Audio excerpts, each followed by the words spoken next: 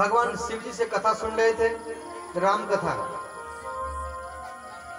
और इनके पिताजी दक्ष प्रजापति यज्ञ कर रहे थे। तो यज्ञ में सभी देवी देवताओं को, ऋषि मुनि को, संतों को निमंत्रण दिया था यज्ञ में आने के लिए। तो सारा देवता लोग आकाश मार्ग से सब जा रहे थे दक्ष प्रजापति के निमंत्रण यज्ञ में। तो ये सती देखे कि भाई इतना इतना भीड़ कहां जा रहा है। तो भगवान शिव को बोले, हे नाथ, ये देवता लोग कहां जा रहे हैं, ऋषि मुनि कहां जा रहे हैं।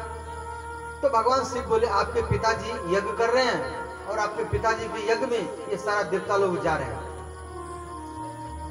तो सती ने बोली, हे नाथ, हमें भी जाना चाहिए, हमारा पिताजी यज्ञ कर रहे हैं तो हमें भी जाना चाहिए। तो भगवान शिव बोले, देखो, आपके पिताजी यज्ञ कर रहे हैं, वो हमें निमंत्रण नहीं भेजा है, हमें निमंत्रण नहीं दिया, हम नहीं जाएंगे। तो यहां पर सती कह रही है, हे नाथ, बेटी पिता के पास में बिना निमंत्रण में जा सकती है, पत्नी पति के पास में बिना निमंत्रण में जा सकती है, शिष्य गुरु के पास में बिना निमंत्रण में जा सकती है, मित्र मित्र के पास में बिना निमंत्रण में जा सकती है। तो भगवान से बोले, आप जो कह रहे हैं देवी, ये ठीक कह रहे हैं। बेटी पिता के पास में बिना निमंत्रण में जा सकती है, पत्नी पति के पास में बिना निमंत्रण में जा सकती है, शिष्य गुरु के पास बिना निमंत्रण में जा सकते हैं, मित्र मित्र के पास में बिना निमंत्रण में जा सकते हैं। परंतु वहां जाने के बाद में उसका सम्मान हो, प्रतिष्ठा हो, इज्जत हो, तभी वहां जाना चाहिए, वरना वहां जाना नहीं चाहिए। तो यहां पर सती कहने लगी, जी नहीं, हमारे पिताजी कर रहे हैं, हमें वहां जाना चाहिए। तो भगवान से मना किए, देवी आप मत जाओ।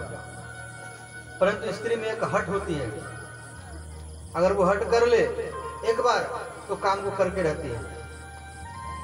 और नारियों के ऊपर भी कथा है, नारी लोग ध्यान से सुनेंगे।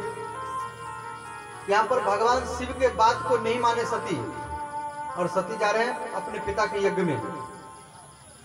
तो भगवान शिव नंदी को बुलाए, ये नंदी, कुछ अनहोनी होने वाला है और आप सती के साथ में जाओ। तो नंदी को साथ में लगा दिया। सती जा रही है, रास्ता में मैंने विचार किया कि हम सबसे पहले यज्ञ मंडप में ही जाऊंगे और वहीं पर सब मिल जाएंगे, रिश्तेदार, सगे संबंधी, जीजा जीजी सब आए होंगे, वहीं पर सबसे हम मिलेंगे। तो सबसे पहले सती यज्ञ मंडप में पहुंची। अब यहाँ दक्ष प्रजापति, ब्राह्मण लोग, सब देवता लोग बैठे हुए हैं और यज्ञ मंडप में, और दक्ष प्रजापति भी यज्ञ मंडप में बैठे हुए हैं। अब दक्ष प्रजापति सती को कह रहे हैं, जी देखो, मैं इसको निमंत्रण नहीं दिया, मैं इसके पति को नहीं बुलाया और ये फिर भी आ गई, इसको यहाँ आना नहीं चाहिए। इस प्रकार दक्ष प्रजापति सती को कहा। अब सती ये सुन करके उदास हो गई, अपमान, यहाँ पे टाका मारकर घसने लगी। परंतु एक केवल मां अपनी बेटी को, सती को लेकर के फिर महल के अंदर में ले गए, कहा बेटी शांत हो जा। तो फिर सती मन में विचार की, मैं पिता के शरीर से जन्म ली हूं, भले मेरे पिता ने मेरा अपमान किया है, मेरा बेइज्जत किया है, ये मैं सहन कर सकती हूँ, परंतु मेरे पति के लिए एक आसन तक भी होगा, सबके आसन लगा हुआ है, सबके लिए केला का पत्ता बिछा हुआ है, उस पे चावल है, मिठाई है, फल है, केला है, सब कुछ रखा हुआ सब देवता के लिए। और सती मन में विचार की, अगर मेरे पति के लिए एक आसन तक भी होगा तो मैं खुश हो जाऊंगी। और आकर के यज्ञ मंडप में देखे सबके लिए आसन लगा हुआ है, सभी देवता लोग आए हुए हैं। उस यज्ञ में ब्रह्मा आए हैं, विष्णु आए हैं, दधीचि मुनि भी आए हैं। और दधीचि मुनि ने कहा, जय राजन, आप भगवान शिव को निमंत्रण देकर बुलाइए। तो दक्ष प्रजापति ने कहा, हम उसको निमंत्रण नहीं देंगे, वो चमड़ा पहनता है, भस्म लेपन करता है, श्मशान घाट में रहता है, अमंगल भेष में रहता है, हम उसको निमंत्रण नहीं देंगे, नहीं बुलाएंगे। और उस यज्ञ को छोड़ करके दधीची मुनि चले गए। और इस प्रकार आकर के फिर और क्या कहूंगे अपने पति से। अब यहां पर सती की बात को सहन नहीं कर पाई और वहीं पर अब भगवान से कह रहे हैं, भगवान जब भी हमारा जन्म हो तुम्हारे पति के चरण में मेरा अनुराग बना रहे। और ये बोल करके और हवन कुंड में कूद गई। अब सती का शरीर जल गया, एक मंडल में हाहाकार मच गया। अब क्या होगा? नंदी जाकर के भगवान शिव को बताए सारा बात। तो भगवान शिव जटा को उखाड़ करके वीरभद्र को प्रकट किए और फिर दक्ष प्रजापति के यज्ञ मंडप में आए। यज्ञ मंडप में आकर के वीरभद्र किसी का दाढ़ी खींच लिए, किसी का हाथ तोड़ दिए, किसी का पैर तोड़ दिए, किसी का आंख फोड़ दिए और यज्ञ मंडप को तहस नहस कर दिया। और इस प्रकार हाहाकार मच गया यज्ञ मंडप में। और अंतिम में वीरभद्र ने क्या किया? दक्ष प्रजापति का मस्तक काट दिया। अब जजमान का मस्तक कट गया, अब यज्ञ कैसे होगा? सब ब्राह्मण लोग देवता लोग घबराए, अब क्या होगा? अब देवता लोग मन विचार कर रहे हैं, जब तक भगवान शिव इस यज्ञ में नहीं आएंगे तब तक यज्ञ पूर्ण हो नहीं सकता है। याद रहे, जिस यज्ञ का उद्देश्य गलत हो वो यज्ञ कभी पूर्ण हो नहीं सकता है। दक्ष प्रजापति जो कर रहा था उसका उद्देश्य गलत था, भगवान शिव का निंदा करना, भगवान शिव को नीचा दिखाना, बेइज्जत करना, अपमान करना, निंदा करना। इसलिए यज्ञ का उद्देश्य गलत होना नहीं चाहिए। आप यज्ञ कर रहे हैं, अगर उद्देश्य गलत है, कितना भी लाखों उद्देश्य शुद्ध हो, तो उस यज्ञ में आप कैसे भी करेंगे भगवान प्रसन्न हो जाएंगे।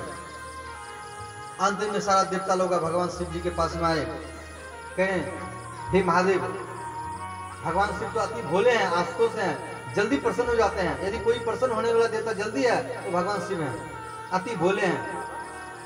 सारा देवता लोग आकर के बोले भगवान शिव का। जैसे कोई छोटा बच्चा है, भगवान का स्तुति नहीं जानता, मंदिर में गया, स्तुति नहीं जानता, फिर भी मन से कुछ न कुछ बोल रहा है, बोलने का साहस कर रहा है। इसको कहा गया साबर मंत्र। आपको मंत्र नहीं आता है, फिर भी आप कोशिश कर रहे हैं मंत्र बोलने का, उसको साबर मंत्र कहा जाता है। और भगवान जल्दी प्रसन्न हो जाते हैं। तो भगवान शिव खुश हो गए।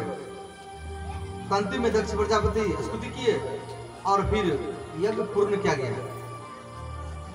अब सती का शरीर जला हुआ है, तो भगवान शिव क्या किए? सती के शरीर को लेकर के कंधा के ऊपर में और पागल के समान सारा ब्रह्मांड में घूम रहे हैं। भगवान शिव का मन नहीं लग रहा है। सती के मरने के बाद में अपना मन नहीं लग रहा है, शिव जी का वियोग है। अंतिम में अपने मन को नियंत्रित कर रहे हैं। और इधर सती दोबारा जन्म ली पर्वतराज हिमालय के घर में। तो पर्वत की बेटी है तो नाम पड़ गया पार्वती। बोले पार्वती महारानी की जय।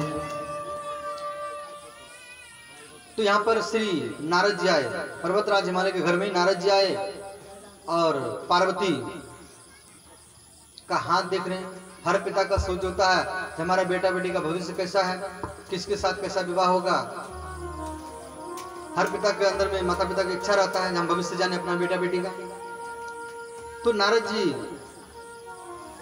पार्वती के हाथ को देख करके कह रहे हैं, इनके हाथ की रेखा बता रहा है इनका जो विवाह होगा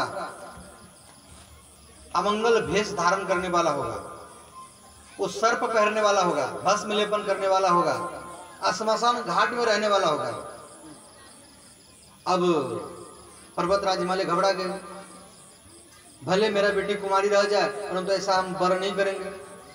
कोई पिता चाहेगा जैसा आप वर करेंगे। श्मशान घाट में रहने वाला, चमड़ा पहनने वाला, सर्प लटकाने वाला, जटा धारण करने वाला, ऐसा कोई पिता नहीं चाहेगा।